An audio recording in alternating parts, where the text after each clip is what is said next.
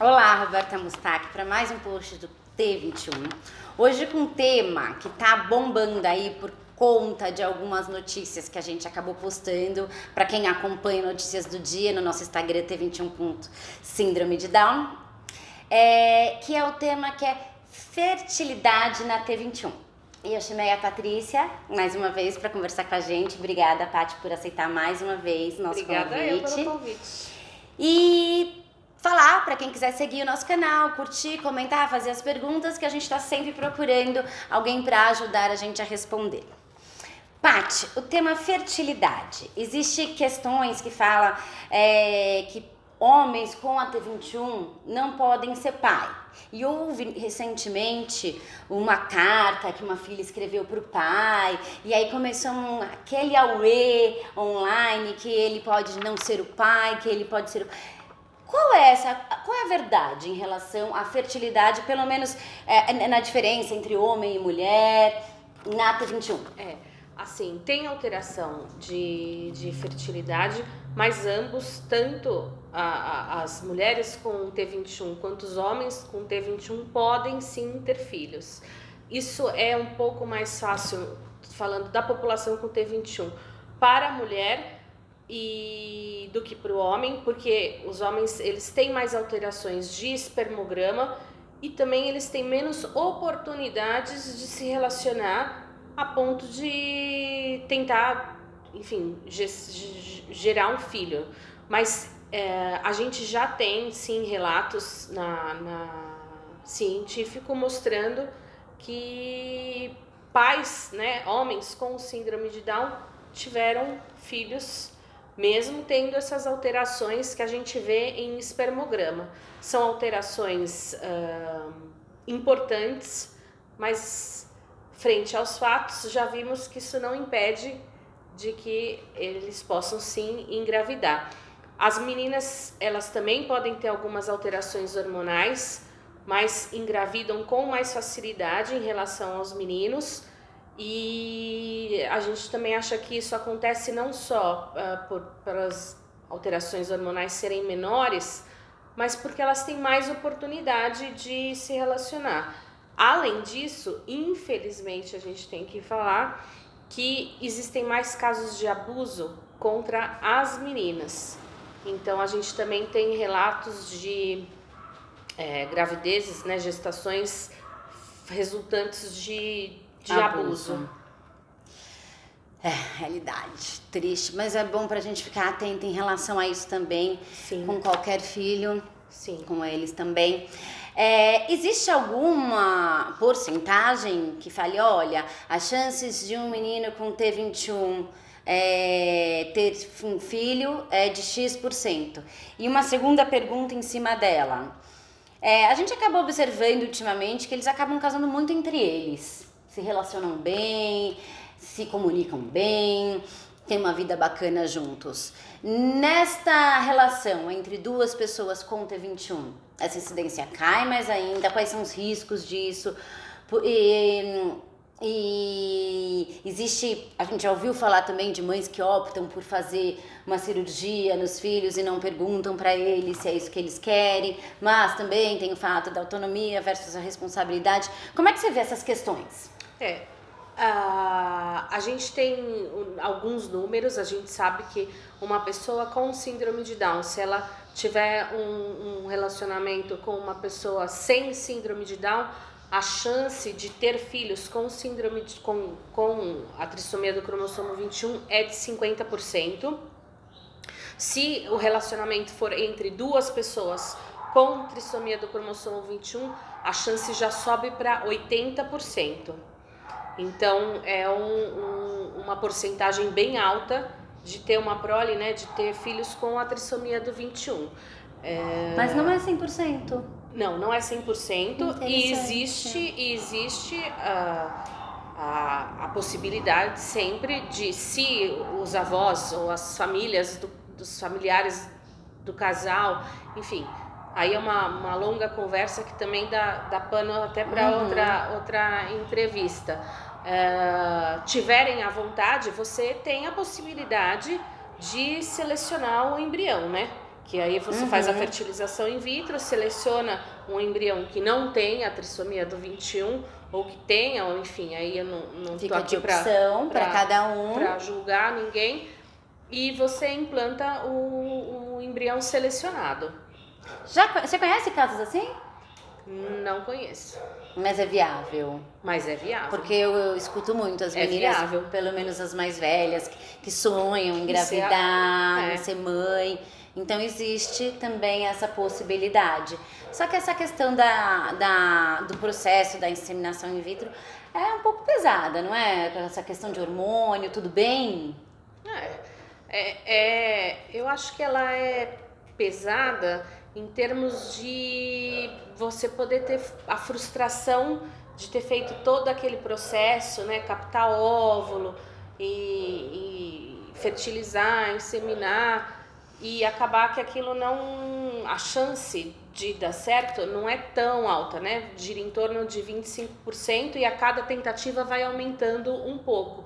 Então você tem uma grande chance de, no meio do caminho, ter um aborto. Claro. E isso vai te trazer uma frustração. Eu acho que essa carga emocional talvez seja superior ao fato de você ter que ir lá, ser injetável, a captação de óvulos ser com punção guiada por ultrassom, enfim, da invasão do procedimento em si. E em relação a fazer um método contraceptivo, qual é o método mais indicado? O que essas jovens estão optando? O que existe no mercado? Para quem não quer ter o filho.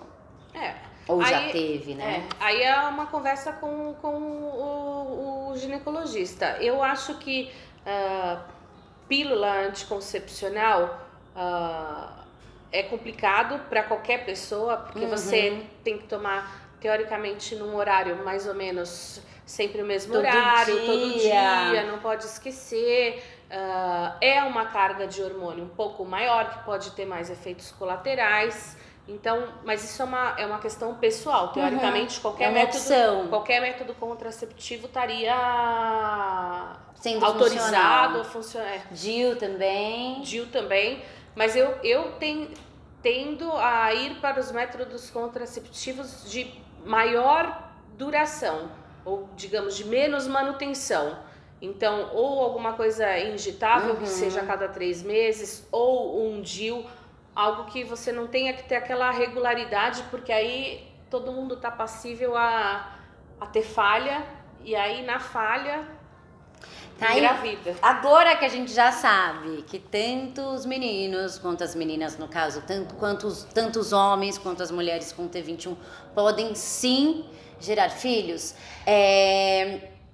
você acha que tem alguma idade específica em que pode ser introduzido essas questões de orientação sexual, onde isso deve acontecer, se é dentro de casa, se é com um especialista, um pediatra, um ginecologista?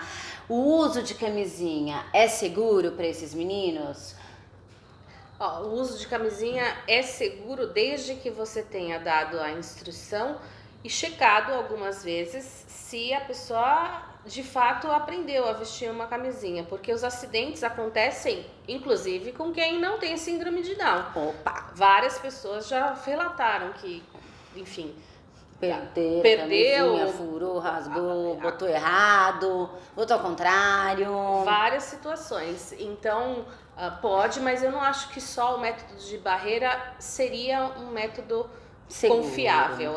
Eu não usaria só um método. Talvez se a menina toma anticoncepcional e ele quer usar a camisinha, eu acho prudente, até pelas outras DSTs, né? Certo. As doenças sexualmente transmissíveis, que a gente também tem que tomar o cuidado, não seria só para não engravidar. Entendo. E em relação à menstruação, a menstruação dessas meninas com a T21, ela é mais precoce, mais tardia, ou segue a média das pessoas comuns? Não, segue a média das pessoas comuns. O fluxo habitualmente dura mais ou menos o mesmo período, de uns 5 dias. O que muitas vezes a gente vê é um fluxo um pouquinho mais intenso. E aí até para isso, às vezes o uso de DIU com Mirena, com com hormônio. Auxiliasse nessa questão. Entendi. E em relação ao lado dos meninos, dos homens, existe alguma questão erétil relacionada à AT21? Ou alguma questão mais tarde que venha acontecer de forma precoce, que possa ser que exija alguma atenção médica em relação à ereção, qualquer coisa desse gênero? A gente vê que o interesse e talvez essa coisa de acordar com o pênis ereto, isso às vezes acontece um pouco mais precoce, porque a gente entende que eles estão, não só eles, né, todas as crianças, mais expostos a estímulos visuais mais precocemente. Então, não é incomum você ter criança com 8, 9 anos, até 7, às vezes encostou em determinado lugar, opa, não tô falando dos pequenos que se masturbam, que é uma outra fase lá, menorzinho. E você ter essa ereção não está vinculado nessa idade ainda a estímulos com conotação sexual, então você tem que saber como lidar, mas eu creio que a partir dos 11, 12 anos, sim, como acontece com qualquer adolescente. E aí a cada fase, ou dependendo da idade do pré-adolescente e do adolescente, aí vai variar a conversa, né? Vai depender da faixa etária e do quanto você achar que de entendimento para você abordar com qual profundidade o assunto. Mas eu acho que tem que ser abordado sempre, porque senão a criança não sabe como lidar ou o que fazer, ou também achar que é um peixe fora d'água, achar que certo, aquilo ou pode, ou não pode, é quando coisa, pode, quando exatamente, não pode. que aquilo é uma coisa proibida, não, é uma coisa natural. Porém, e você tem que saber até educar. Educar. E os mais velhos, eles trazem alguma questão em relação a problema de ereção? Não tenho observado. O que eu percebo às vezes é a questão já de hiperplasia prostática, ter que ir mais vezes ao banheiro, algumas questões, isso um pouquinho mais precoce por conta do envelhecimento precoce que a gente vê na trissomia do cromossomo 21. Então essas queixas relacionadas à próstata, né, hiperplasia prostática, às vezes eu observo isso um pouco mais precoce na população com T21. E as meninas, tem alguma questão de uma menopausa precoce? Elas podem ter uma diminuição, eu falei isso, hormonal mais precocemente e abrir um quadro de menopausa mais precoce. Mas isso às vezes é subdiagnosticado, porque como elas são mais tolerantes, você não observa a queixa. E aí você só vai fazer a dosagem hormonal quando a queixa está relacionada a não tem mais ciclo menstrual, ou interrompeu o ciclo menstrual. E senão isso passa, você vai perceber mais tardiamente, não que ela já não estivesse com essa queda de hormônio antecipadamente, que é o mais provável. E elas fazem o reequilíbrio? A gente não tem orientado porque não tem a queixa, né? Você faz a reposição hormonal muito vinculado à queixa, né? E como elas são mais tolerantes, então vai melhor. Só talvez possa aparecer um pouquinho mais cedo. Sim. E agora a pergunta que não quer calar. Que chega pra gente, a gente da área, às vezes a gente acha, nossa, eu não acredito que eu tô ouvindo isso. Mas todo mundo já ouviu com certeza, e quem não ouviu pode ser muito que vai ouvir. A pessoa com T21 é mais sexualizada do que as pessoas comuns? Não. Isso, como para qualquer ser humano, vai depender do estímulo que você receber. Então, se a criança fica, sei lá, muito na televisão, ou vendo revista, ou fica no WhatsApp, só fica ouvindo conversa sobre relacionamento, é óbvio que isso vai atiçar a curiosidade e entre eles mesmos uma coisa assim, precisa ser supervisionada. O excesso de informação com a conotação sensual e sexual, não faz bem para nenhum deles. Agora, você vai ver que quem nunca teve esse assunto abordado, quem nunca conversou sobre masturbação, quem nunca sempre foi uma educação mais retraída, a criança vai se manter retraída mesmo na vida adulta. Então, eu vejo que depende diretamente da criação, da educação e da quantidade de estímulo que a pessoa foi exposta. Eu acreditava que também tinha relação, fora isso, claro, que isso vale para todas as crianças, inclusive, não só dentro da T21. Eu achava que era uma questão meio de barreira, assim, filtro. Por exemplo, eu te acho linda. Às vezes você tá aqui com seu marido, tá, ou sou um homem, no caso, né? Ou não. Eu falo... Não posso falar pra ela o quanto eu acho ela linda, ou o quanto eu aprecio o andar dela, porque pode ser que ele não goste, ou pode ser que ela não gosta, pode ser que ela me interprete mal. Então eu guardo, olhei e falei, nossa, que linda. E a pessoa já com T21, eu achei que ia olhar e falar assim, nossa, você é linda. Aí, ó, o marido dela aí, não importa, ela é linda, eu estou falando a verdade, eu estou falando o que eu estou vendo. Então eu achei que às vezes as pessoas interpretassem muitas vezes essa sexualidade nessa espontaneidade de falar que bonito isso em você, até elogiar os seus seios ou qualquer coisa parecida, e a pessoa fala, uau, nossa, olha o que ele tá falando. E às vezes assim, é um simples elogio que não tem essas carapaças da vida, e que pode ser mal interpretada no sentido de achar que essa sexualidade é mais aflorada. Tem alguma relação com isso? Eu acho que a sexualidade em si, eu não acho que tenha relação com isso. Agora, que eles têm essa espontaneidade, esse filtro social que a gente chama, né? De pensar e não verbalizar.